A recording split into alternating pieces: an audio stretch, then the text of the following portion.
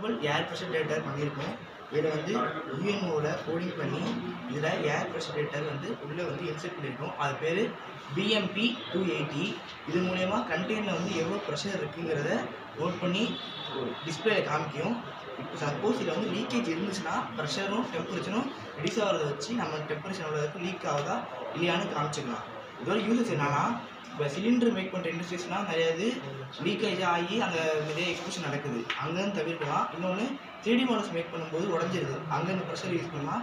அப்போ ஒரு சயின்டிஃபிக் ரிசர்ச்சில் வந்து ஃபிசிக்ஸில் லேபரட்டரிஸ் அந்த சேம்பர்ஸ் வாண்டியர் ஜென்ரேட்டர் அதில் யூஸ் பண்ணலாம். கெமிக்கல் லேப்னு வரும்போது வேக்கம் அங்கே யூஸ் பண்ணலாம்.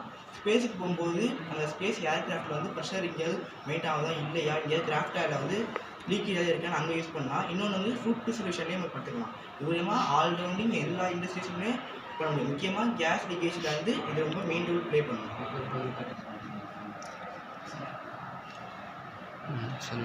இப்போ இதில் வந்து ப்ரெஷர் வந்து இதில் வந்து ஃபுல்லாக இருக்குது, இதில் வந்து எந்த ஒரு லீக்கேஜுமே இல்லை. இதில் வந்து ஃபுல் ப்ரெஷர் டெம்பரேச்சர் கான்ஸ்டண்ட்டாக பார்க்குது. சப்போஸ் எனி லீக்கேஜ் இருந்துச்சுன்னா ப்ரெஷர் குறையும். கான்ஸ்டன்ட் டெம்பரேச்சர் ஏதாவது ஒன்று இருக்கும். அந்த கான்ஸ்டன்ட் டெம்பரேச்சர் என்னைக்கு குறையுதோ அப்போ வந்து லீக்கேஜ் இருக்குது, லீக்கேஜ் ஃபவுண்ட் ஆகிடுச்சுன்னு அர்த்தம். அப்போயே நம்ம வந்து நிப்பாட்டிக்கணும், இல்லைனா எக்ஸ்ப்ளோஷனுக்கு வாய்ப்பு இருக்குது. அவ்வளோதான். தேங்க்யூ.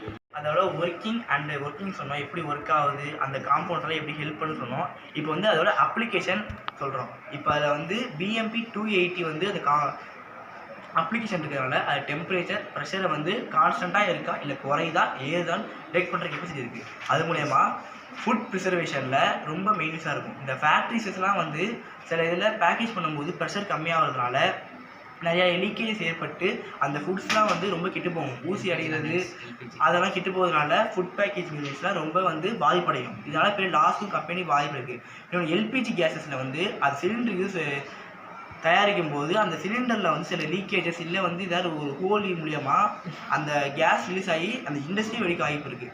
இதனால ஹவுஸ் ஹோல்ஸ்னாலும் இண்டஸ்ட்ரீஸில் வந்து தடுக்க முடியும். ஹவுஸ் ஹோல்ஸ் சென்சரை வெளியே வச்சா கூட ப்ரெஷர் ஏற்படும் போது மாற்றிக்கலாம். ரெண்டாவது வந்து 3D மாடல்ஸ் யூஸ் உருவாக்கும் போது சேரு ஃபேன் அது யூஸ் பண்ணும்போது சில இதில் சேர்லாம் வந்து நிறைய இது கெட்டு போது ஃபேன்ஸ் தான் டிஃபால்ட்ஸ் வருது.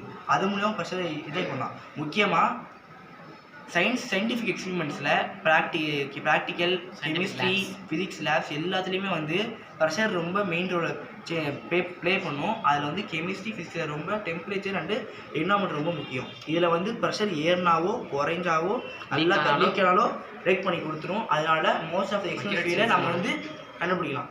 அக்யூரசி வந்து இன்னும் அக்யூரசிங்கிறது கரெக்டாக இருக்கும், இன்னக்யூரசிங்கிறதே இருக்காது. அதனால இது ரொம்ப யூஸ்ஃபுல்லாக இருக்கும்.